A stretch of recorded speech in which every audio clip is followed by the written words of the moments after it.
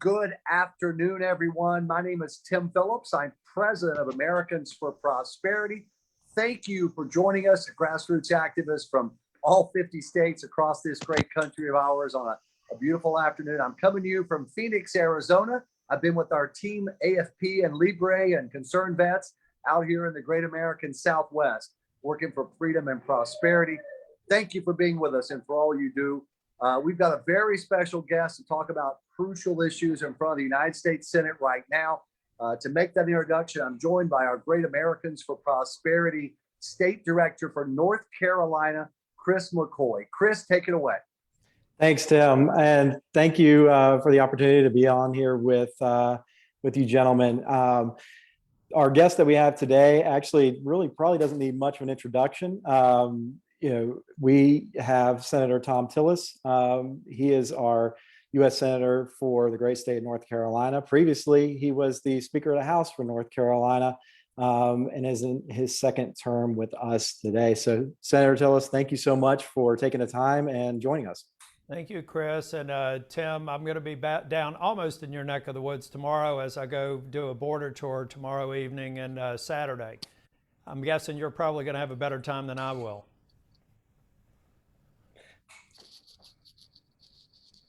Well, I tell you what, it looks like he might be having a better time at this point. So, listen, Senator Tillis, we just passed a $1.9 trillion stimulus bill, which obviously was a lot of money coming into the states, and a lot of it wasn't for specifically, COVID relief.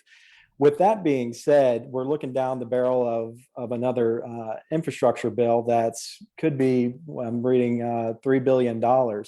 What is your take on how that's going to impact, citizens here in North Carolina, and then obviously the country as a whole? Well, only one exception. I wish that it was a $3 billion package, but they're talking about a $3 trillion package. It's amazing how trillion is the new billion. Look, I'm glad you called it a stimulus package, because it was hardly a COVID relief package. Less than about 10% of the $1.9 trillion had anything to do with trying to recover from COVID. There are a number of things in that bill that disturb us, but now it's a matter of law. And part of what we're going to have to do is oversight to identify how it gets spent and probably identify a lot of mistakes along the way. And the infrastructure package, you've got to give the Democrats credit. They're good at branding. They call this a COVID relief package. Only about 9% goes to COVID relief. They're calling it an infrastructure package, but what it is, it's a tax package that has a little bit of infrastructure in it. And it's not even clear to me how much of the $2 to $3 trillion that are being batted around right now is actually going to go to infrastructure in the way that we see it. We can see an increase of the corporate tax rate to 28%. I question Secretary Yellen just today. She seems to think that a 28% corporate tax rate for the United States is a great idea. I actually even asked her, did she feel like the reduction of the corporate tax during our Jobs and Tax Cuts Act had any stimulative effect? And she said it was minor, but I can't imagine that most businesses consider it minor, particularly if they expected it to be out there in the out years. Capital expenditures are going to suffer. The financial transaction tax that they say is only being paid by banks is absolutely false. It's going to probably reduce the value of assets by 8.5% of individual investors in the coming years. I think that this is nothing more than another marketing package for advancing a liberal agenda. And it is a tax agenda, and I don't really know. It'll be interesting to see if you call the COVID relief package, and less than 10% of it was spent on COVID relief, we can assume that past this prologue and the infrastructure package will have some treatment for infrastructure, but my guess is it will far below half of what they would actually raise in taxes to fund it.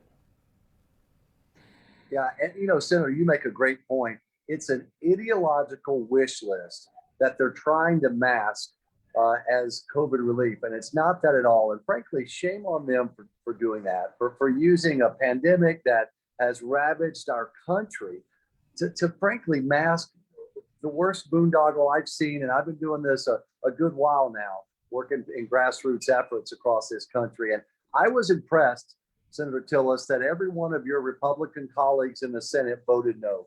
Good for the caucus. I know the House Republicans did the same thing.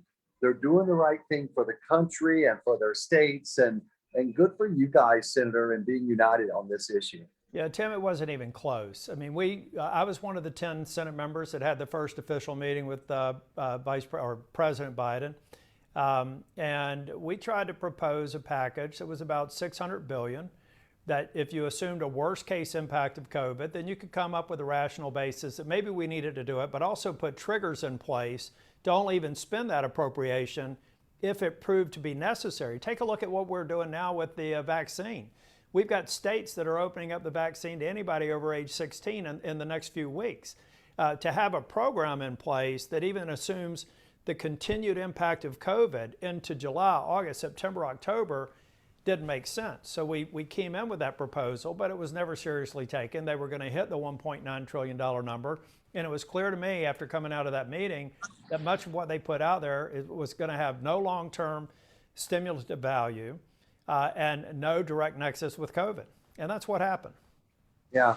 Well, I know, at least I assume on this infrastructure, and I've used that in quotation marks, it's not that, but on this next spending and tax bill, are they going to try to use reconciliation again the way they did with the $1.9 trillion boondoggle? Have they tipped their hand there yet, Senator? Do you have a feel for that yet? And folks watching, if you would maybe just explain, how that just the threshold of votes is different, but that's required. Right. Well, a lot of people, when they hear about a budget being passed, it's not really a matter of law. It just sets the guidelines for something called reconciliation. The bill that's actually generally sourced out of the House comes to the Senate, and it only requires 51 votes. And you're right, Tim, but let me tell you on this, the COVID relief package, air quotes, it wasn't even close. There was no Republican that was seriously considering voting for the bill.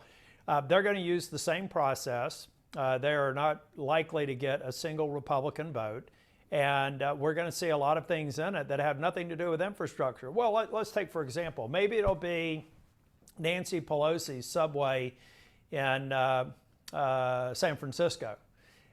Maybe it will be rail projects in states that are mismanaged and do not have their own resources to kind of put towards or match up with federal dollars. I think you're going to see the same disproportionate flow of U.S. taxpayer dollars to New York, Michigan, California, and a lot of the other states that got just an incredible amount of disproportionately incredible amount of money to those states as a result of the COVID relief package. Chris? Yeah, I can appreciate that, Senator. I think I was talking to an activist of ours, and he told me they don't want to California his North Carolina. Mm-hmm. So that hits pretty close to home with me there. Yeah, I want to, if I can, switch a little bit here, talk a little bit about the PRO Act that we're going to be seeing coming up and toward that. And over the years in North Carolina, especially in the last the decade, from the time that you were Speaker of the House to now, we've experienced a great economy. It's recovered well, and we're in a good position. As far as the PRO Act coming in and the implications that'll have, again, in the country as a whole, but specifically North Carolina, can you just comment on where you think that's going to land as far as our economy here? I think it's going to be devastating. If you take a look at things that we're doing to this country to damage our economic future, when you put the energy industry out of business, you unilaterally disarm and prevent yourself from being the world's energy superpower. One of the ways that we've been able to manage the cost of labor is through the right to work laws that we have in our states. One of the reasons why North Carolina they were failing when we came into the majority, but one of the reasons why we could still hold our own is we were one of these states that had a decades-old right to work law on the books. I wanted to make it constitutional. But the fact of the matter is, what they want to do is make it a right to work nation. They want to put labor on the fast track to organize And I remember when I was having discussions about a possible constitutional amendment for basically codifying a right to work law in the Constitution, I got some pushback, because the pushback on the other side was, well, this only affects big businesses. No way. Labor organizers are smart and they're ruthless. And what they will do is go after small to medium-sized businesses that may not have the resources to prevent organization. And then they will capture the larger businesses along the way. But they'll create that base and destroy it. It will literally, I've had this discussion on ag labor, for example.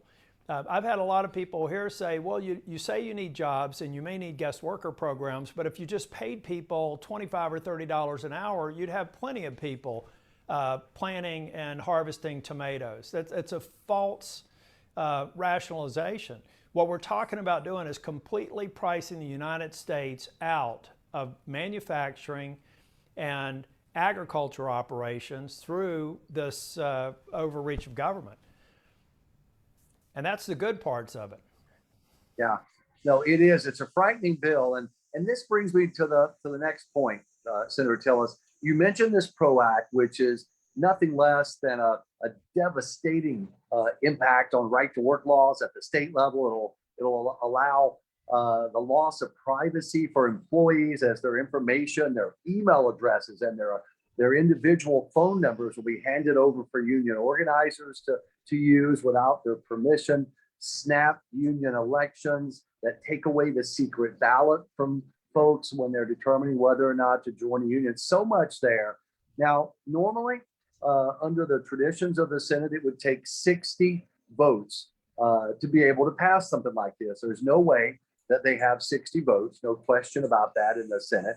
But there is a great deal of pressure building on the far, far left among some of these very liberal senators, Dick Durbin from Illinois, et cetera, to just do away with the filibuster and frankly, to cram a really far left agenda without any respect for the rights of a very closely divided country.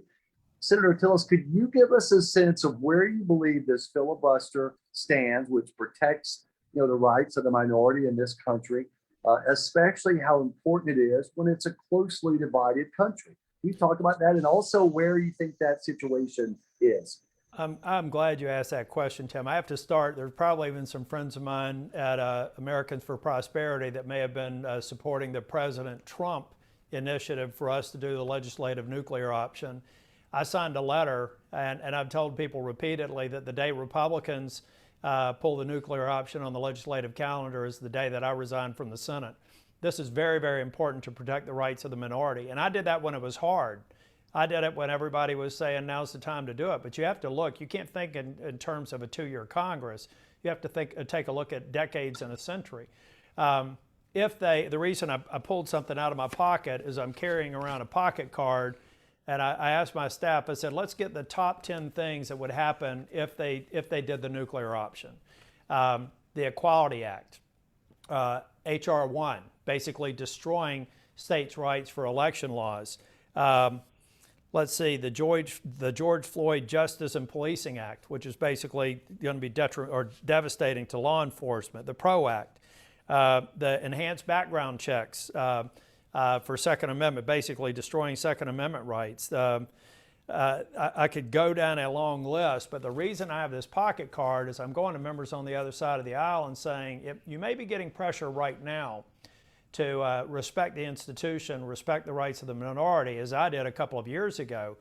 But this is the list that Schumer is going to come to you and pressure you to pass, because they're going to still need every single one of those people who are worried or concerned, and there are on the Democratic side some who are concerned. They need to understand, if they think pressure for the nuclear option is tough, I went through it, survived, got reelected. Think about what it looks like when you're going to be asked to come and now enable them to pass these overreaches of historic, unprecedented proportions. Yeah, and I remember well what you're talking about, Senator Tillis. There were those voices urging Republicans, Mitch McConnell, folks like you, to end the filibuster and to pass a lot of legislation. And frankly, it's a lot of legislation that we would have liked at Americans for Prosperity, and you would have as well. But it's so important to remember that if you're ever going to have a country that's more united, more together, that you can't just completely disregard the rights of a minority. And I think about in a country that is so closely divided right now, 50-50 in the Senate, only a 5-seat or so margin in the House, a presidential race that was incredibly close, state legislative and gubernatorial elections across the country that were very close. Now is the last time, or the least time, that you would want to simply say, you know what, I know the country is closely divided, but we're not going to look for consensus. To heck with that. We're simply going to pass an extreme agenda, even with this razor close majority. It's a bad idea if Republicans are in charge, and we've said that, and you've said that. It's also a bad idea if Democrats are in charge. And so we're going to, as an organization, urge senators to respect the rights of the minority, to look for consensus in this country before we take enormous legislative steps, like, for example, some of the things, the PRO Act is what I think of. So thank you for standing for that. I just want to comment, but Chris, go ahead. I know you've got the next question. No, I think it's vitally important. I know you took a stand back in a time whenever you were having to take fire on this, and to Tim's point, it's critical for how we move forward as a country. So, you mentioned HR1 as well in that list that you went down through, which is a significantly impactful piece of legislation that has far-reaching consequences beyond just simple election law changes, right down to how nonprofits and other organizations do business going forward, and stifling free speech in different ways. Talk a minute about the impact that you see HR1 having, in not only future elections, but how we transact, business on the federal level as well. Well, I think if you take a look at HR1, some of it, the constitutional scholars would say is patently unconstitutional. But I don't necessarily want to rely on the Supreme Court to make that judgment. One example is basically taking the rights of states to determine the districts and making that a part of a commission that is then, where there's any legal challenge, it's in the DC Circuit Court versus running through whatever circuits the states may be if you have a difference on redistricting. It is legalizing ballot harvesting nationwide. It is allowing voting locations to be set up at a prison to allow prisoners to vote. It's allowing anybody, before their rights have been restored, to remove all of those kinds of exceptions. It's federally eliminating the need to ever have an ID to prove that you say you are who you are. It's ballot boxes unsupervised at various locations to aid the ballot harvesters. And there's a very long list of overreaches in this bill. Now, again, the marketing department over in on the Democrat side did a good job making this about civil rights. This is about voter integrity. We've even had a lot of people on the other side of the issue. There was a column I read earlier this week that said if this bill were to pass and become the law of the land before the next election, it would be national chaos. And I think that they're right. All that's at stake. None of that's at stake if we keep the 60 vote threshold. All of that's at stake if we lose it. No, that's exactly right. I think about HR1, and I look at election night, Senator Tillis, and Florida had close elections, 11 million people voting. North Carolina had close elections. You were involved in a close election, others, but your state had state laws in place that allowed a fair and impartial counting of the ballots in the end, and that's going to be done away with. And you're going to have a standard from Washington, D.C. And sadly, our elections would look like California or New York, which take often weeks and weeks simply to do the first count. This is after a lot of the ballot harvesting occurs that you mentioned. This bill, ladies and gentlemen, also really harms the First Amendment free speech rights that you have as Americans as well. So it's a lot of that as well. I know a lot of folks are watching.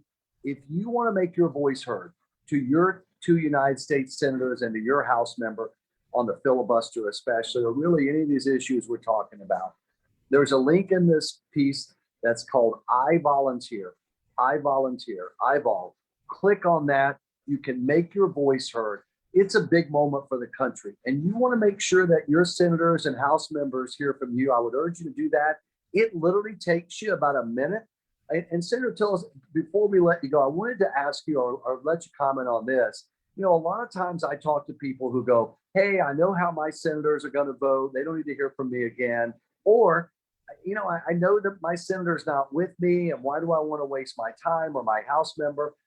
But give them a sense of why it's important when a senator or a House member hears from folks back home on an issue. Well, for two reasons. I mean, number one, if you're supporting the position that we're going down, you know, we like to validate that by hearing from our constituents. Number two, if you may have a concern, you know, for example, let's say somebody had a concern with the filibuster when President Trump wanted to do the filibuster. I would explain why that was not good for the country. We may have to agree to disagree, but that engagement's important. Tim, there are instances, I'm not somebody that comes up here has made a decision that won't change it. When I hear from people and they give me a different perspective, other than what I've used to arrive at a position, I take that in. And I don't call that flipping. I call that using the best available information to make the most informed decision. And you do that through engagement. You do that by having people contact their congressmen, contact their senators, contact everybody at every level, contact the governor and tell them to open up the damn state. Those are all things that we need to do. And it happens at the grassroots level, and you all are the best at doing that. And we need more people engaged, more people informed, and I completely support everything that you all do. And I absolutely appreciate the many friends that I have at AFP back in North Carolina. Absolutely. And so, ladies and gentlemen, click that I Volunteer link. Make your voice heard. It's a big moment for the country. And a lot is on the line. So make your voice heard to your United States senators. Senator, last question to you, and we'll let you go back to your important work on the Hill there. I mentioned earlier, it's a big moment for the country. We've got enormous challenges. Some of them are legislative and policy battles that we've got to try to win. Others are just this pandemic and the things we're facing in the country today. I've gotten to know you over the years. I know you're an optimistic person. Give us a sense of why, despite these challenges and what we face as a nation, you're still optimistic about this country of ours and about the direction we're going to take. I'm absolutely optimistic. I think if we hold together, we may end up taking a few shots in this bout, but I think at the end of the day, America continues to be the greatest nation on the planet.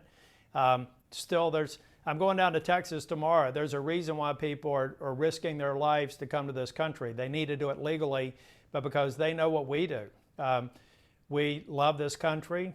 We've all been given great opportunities, and most of those opportunities will be there if we can just stay focused, keep voters engaged, keep volunteers engaged, make people know what's at stake. We're already seeing through the dialogue with the crisis at the border, hearts are changing. People understand that we need to secure a border.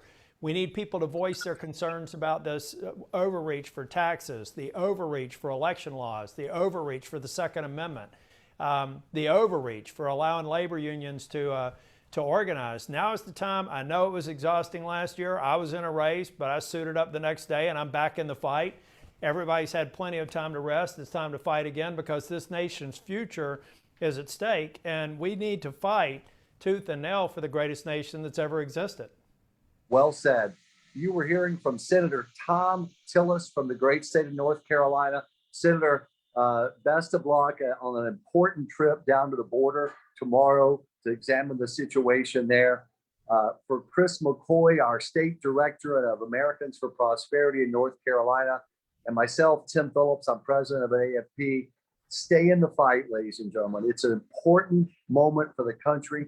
What you and I do right now, it matters, and it's going to matter for a long time for those we love, our families. Good afternoon, everybody. Bye-bye. God bless.